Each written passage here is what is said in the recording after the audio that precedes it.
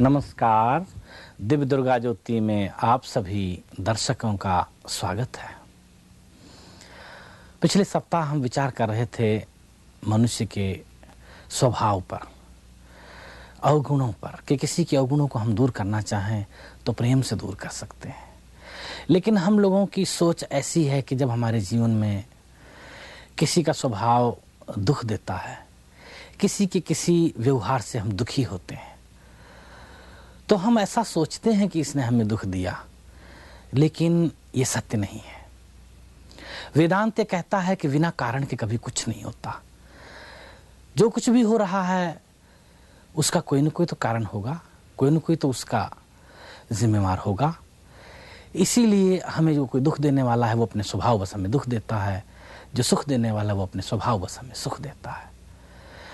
हम ऐसा सोचते हैं कि इसने हमें सुख दिया और फलाने ने हमें दुख दिया। ऐसा सोचकर हम शत्रुता के भाव में अपने विचारों को बदलकर और ज्यादा दुखी होते हैं। यदि हम शत्रुता ना रखें दुख देने वाले से और मित्रता ना रखें सुख देने वाले से, तो शायद ना ही हम बहुत ज्यादा सुखी हों और ना ही हम दुखी हों। जब अनजान में धरती पर पड़ा हुआ कांटा हमारे पैर में चुभ जाता है तो हम उस कांटे से कोई शत्रुता नहीं रखते, उसे भूल जाते हैं। जब उस कांटा की पीड़ा दूर होती है तो हम उस कांटे को भी भूल जाते हैं। हमारे पैर में जब ठोकर लगती है रास्ता चलते, तो जब वो दर्द समाप्त होती तो हम उस पत्थर के टुकड़े को भूल जाते हैं, उसका कभी नाम नहीं रखते, कभी उसकी लंबाई चौड़ाई नाप के नहीं रखते।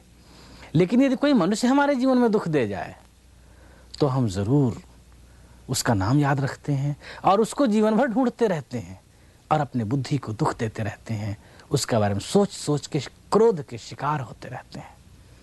लेकिन ऋषियों ने ऐसा कहा है कि ये सब कुछ जो हुआ है वह संजोग बस हुआ है, इसलिए इन सभी दुख देने वालों को भूल जाना चाहिए और सुख देने वालों को भी भूल जाना चाहिए। याद तो केवल उस ईश्वर को रखना चाहिए जिसकी कृपा से आप उन सुखों को प्राप्त कर सके और उन दुखों को झेल सके, और भविष्य में आपको वो परमात्मा इतनी शक्ति दे कि आप सुख देने वालों को आशीर्वाद दे सकें और दुख देने वालों को क्षमा कर सकें।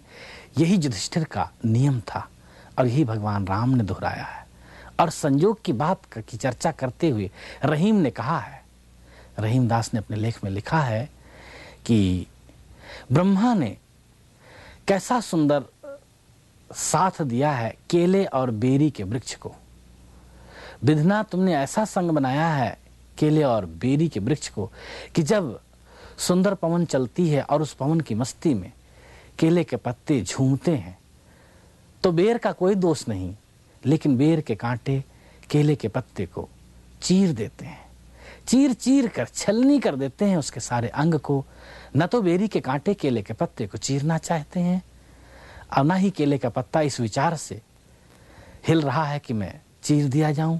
लेकिन फिर भी रहीम जी कहते हैं यही तो विधि का विधान है कि दोनों संजोग बस एक जगह उग गए हैं और बिना चाहे ही एक दूसरे को दुख दे रहे हैं।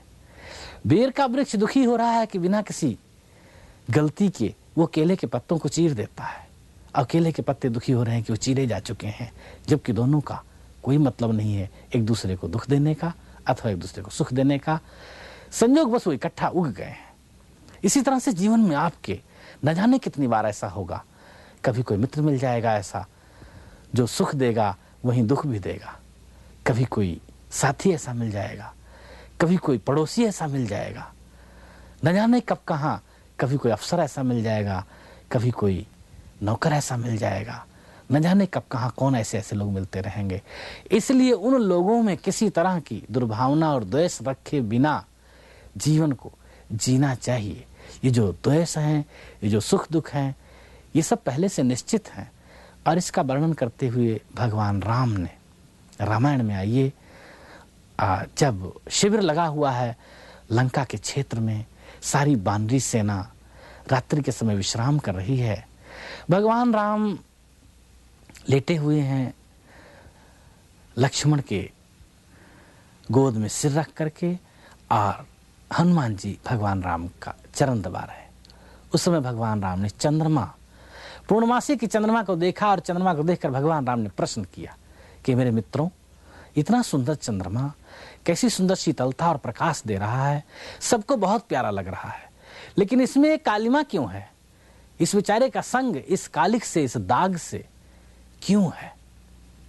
अलग अलग सबसे प्रश्न पूछा है और सभी ने अलग अलग प्रश्न का उत्तर दिया है। सबसे पहले भगवान राम ने विभीषण से पूछा कि हे विभीषण, चंद्रमा में दाग क्यों है?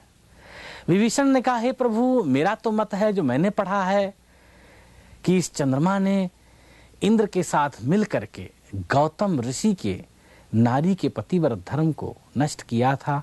उस समय गौतम ऋषि ने अपने मृगछाले से चंद्रमा को दंड दिया था और वह दाग इसके शरीर में अब तक पड़ा हुआ है। इसका अर्थ भगवान राम ने क्या लगाया कि विभीषण को अभी रावण ने मार करके, लात मार कर लंका से बाहर निकाल दिया है, मारा गया है बेचारा, इसलिए उसको मार पड़ने वाली बात याद है। इसी तरह से हनुमान जी ने भी उत्तर दिया, जामवंत ने भी उत्तर दिया, अंगद ने भी उत्तर दिया, बहुत लोगों ने उत्तर दिया है। और ये सारे प्रश्नों का उत्तर कि भगवान राम ने पूछा चंद्रमा में दाग क्यों है, सभी ने अपने अपने विचार के अनुसार जो कुछ बताया, हम आपको अगले सप्ताह बता सकेंगे। अब आप अगला कार्यक्रम लें। आज की मुख्य सूचनाएं हैं कि आज शाम को हिंदू सभा गो रोड पर जो नया विशाल मंदिर बना है, उसमें श्रीमद् भागवत की कथा प्रारंभ हो रही है आज शाम 6:30 से साढ़े 9 बजे तक, और ये कार्यक्रम लगातार 21 जुलाई तक चलता रहेगा। इस श्रीमद् भागवत के कथावाचक हैं पूज्य किशोर भाई व्यास जी, गुजरात से पधारे हैं। और दूसरी सूचना है कि कंकना बनर्जी और पंडित प्रताप नारायण जी आज शाम 7 बजे मेडिकल साइंस ऑडिटोरियम में बहुत सुंदर कार्यक्रम दे रहे हैं। किसी तरह की जानकारी के लिए आप लोग 4493119 पर संपर्क कर सकते हैं। एरिया कोड 416 है। और हिंदू सभा के किसी भी कार्यक्रम की जानकारी के लिए आप लोग संपर्क कर सकते हैं 905-7944-638 7944-638 हिंदू सभा मंदिर गो रोड। और जैसा कि आप लोगों को पिछले सप्ताह बताया गया था कि हनुमान चालीसा की जो वीडियो टेप पिछले सप्ताहों में आप लोगों को कहा गया था कि मिल सकेगी, वो वीडियो टेप अब तैयार है। आप लोग दिव्य दुर्गा ज्योति के ऑफिस से ले सकते हैं। और जिन लोगों को अभी तक नहीं पहुंची बाई मेल, उन लोगों को भी ये टेप भेजी जा चुकी है। प्रतीक्षा करें, आप लोगों को मिल जाएगी। 2-4 दिन लेट हो सकता है, और जो पहले हम लेट हुए हैं उसके लिए हम क्षमा चाहते हैं। और ये ध्यान रखें कि इस हनुमान चालीसा की वीडियो टेप की कोई कीमत नहीं रखी गई है। आप अपनी श्रद्धा अनुसार जो भी डोनेशन देना चाहते हैं, इसके बदले दिव्य दुर्गा ज्योति को दे सकते हैं, और मेल का खर्चा आपको देना पड़ेगा। और अब आप लें एक बहुत सुंदर भगवान श्री कृष्ण से प्रार्थना करते हुए। हमारे संतों ने प्रार्थना किया है, ऋषियों ने प्रार्थना किया है, उन प्रार्थनाओं को भाषा में, अपनी भाषा में परिवर्तित किया है आधुनिक युग के कवियों ने। आप एक कंकना बनर्जी के मुख से सुंदर भजन सुने। हम आपको आने वाले सप्ताह फिर मिलेंगे। धन्यवाद। आप सभी दर्शकों से निवेदन है कि कनाडा के कोने कोने में, घर घर में भगवान की गुणानुवाद पहुंचाने का प्रयास करने वाले दिव्य दुर्गा ज्योति कार्यक्रम को अपने परिश्रम से कुछ न कुछ दान अवश्य भेजें। थोड़ा हो या अधिक हो, लेकिन आप उत्साह के साथ, श्रद्धा के साथ अपने परिश्रम की कमाई अवश्य भेजें। हम आपको टैक्स डिडक्टेबल रसीद अतिशीघ्र भेजेंगे। धन्यवाद।